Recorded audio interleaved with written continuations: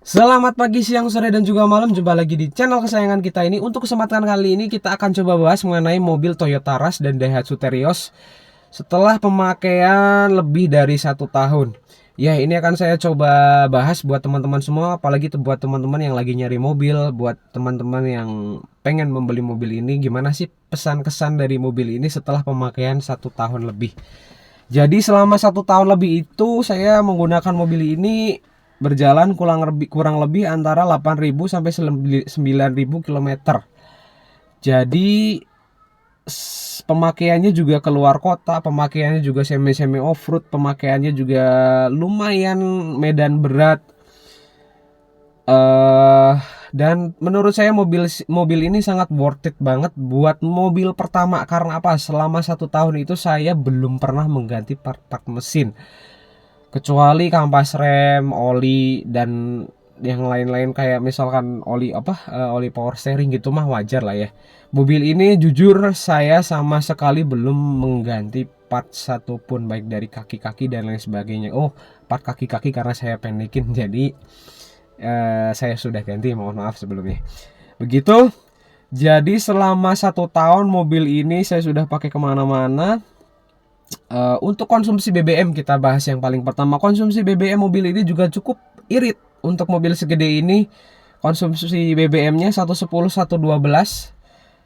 Jadi ya cukup recommended ya buat teman-teman yang pengen mobil ini. Yang pertama dari segi BBM, yang kedua dari segi kaki-kaki. Mungkin kesan pertama mobil ini memang kesan pertama mobil ini adalah limbung dan juga suspensinya tidak nyaman atau keras. Tetapi setelah saya custom, setelah saya modifikasi, setelah saya ubah kaki-kakinya, videonya ada di video sebelum-sebelumnya, ternyata mobil ini cukup nyaman. Ini saya menggunakan mobil depan 2 jari ketinggiannya ya, yang belakang 3 jari.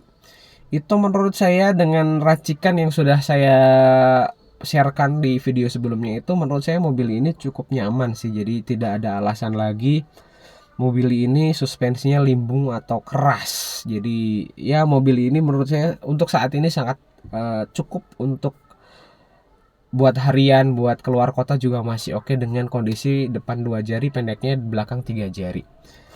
Kemudian baik dari spare part, mobil ini juga cukup murah ya teman-teman. Seperti yang teman-teman tahu, mobil ini dari mesin itu hampir, mungkin bukan hampir, sama dengan Toyota Avanza yang 1.500.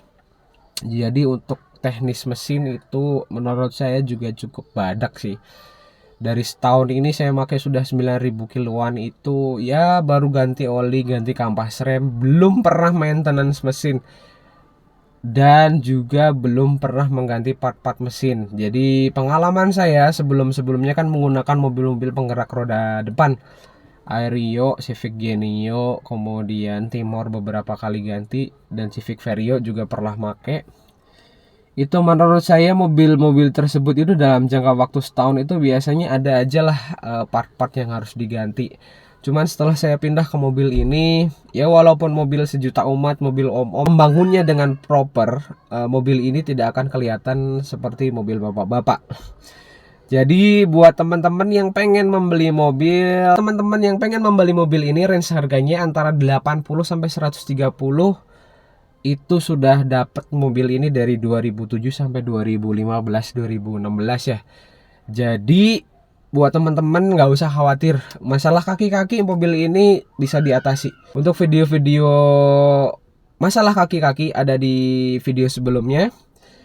Jadi kurang lebihnya gitu sih. Buat teman-teman yang pengen membeli mobil ini jangan ragu-ragu, langsung aja digas ya.